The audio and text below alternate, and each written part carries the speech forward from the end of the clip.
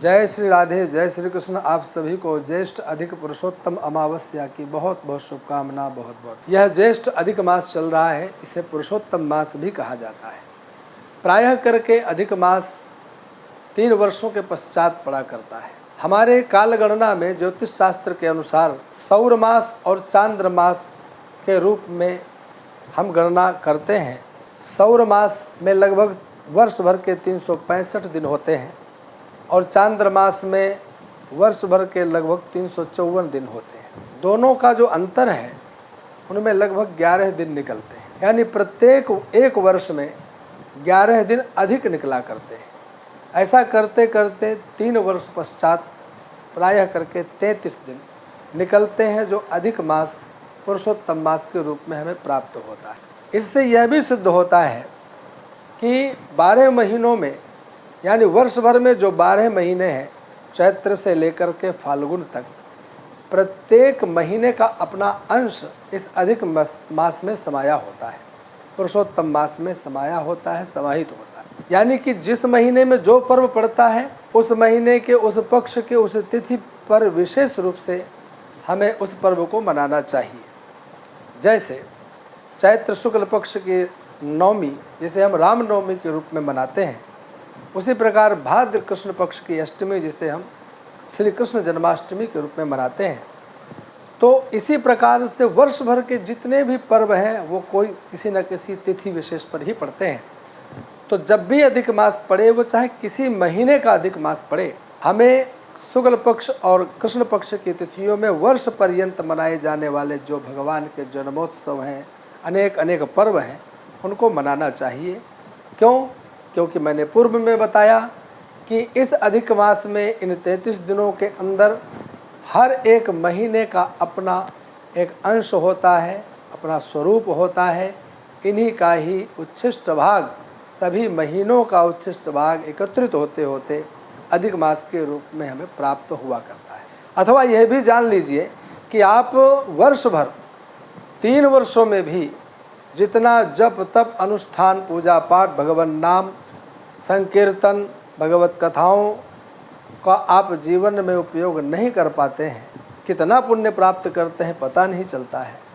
परंतु इस अधिक मास में एक एक दिन अमूल्य होता है। तीर्थों में निवास, उसमें भी पावन श्री वृंदावन धाम में निवास, एक दिन एक युग के समान पुण्य प्रदान करने वाला होता है। इसलिए अधिक मास का एक एक दिन महत्वपूर्ण है।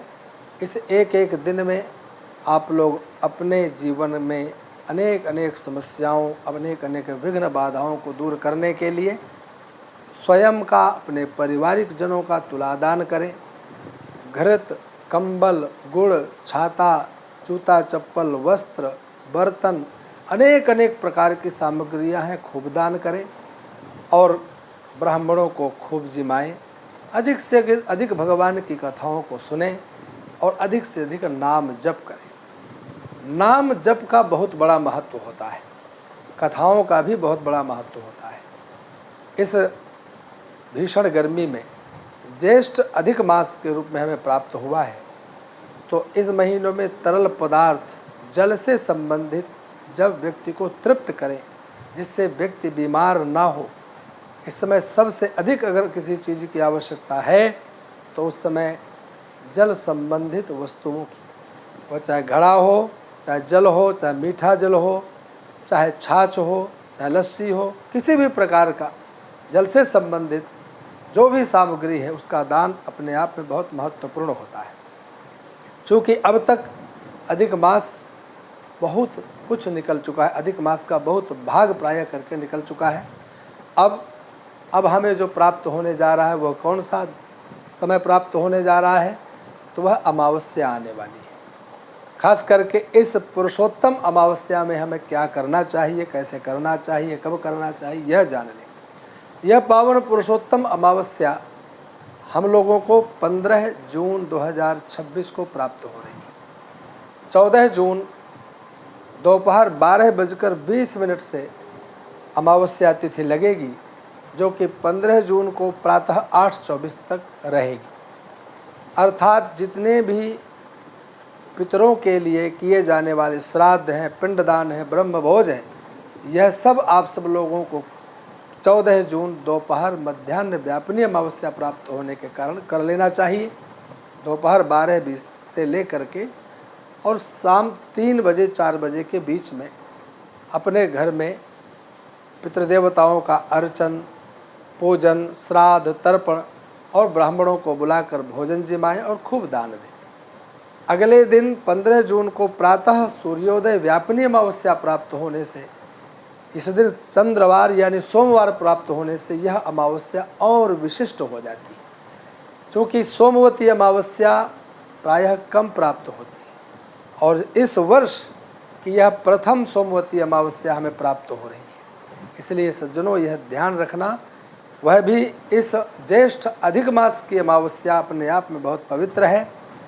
मैंने आपको बताया कि 14 जून 2026 आप लोगों को प्रातः से लेकर दोपहर तक में अपनी संपूर्ण सामग्री की तैयारी करें।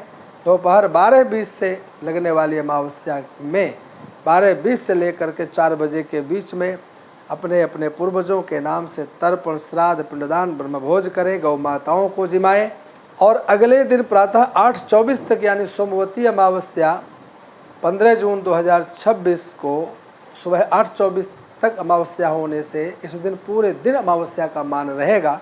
ब्रह्म मुहूर्त में उठें, स्नान करें और सबसे पहले अपने समस्त देवताओं का पूजन करें। भगवान पुरुषोत्तम नारायण, लक्ष्मी नारायण भगवान का पूजन करें, शालग्राम भगवान का अर्चन पूजन करें, खूब तुलसी पत्रों से अर्चन करें और इस दिन ब्राह्मणों को बुला करके खूब भोजन जिमाएं, दान दें।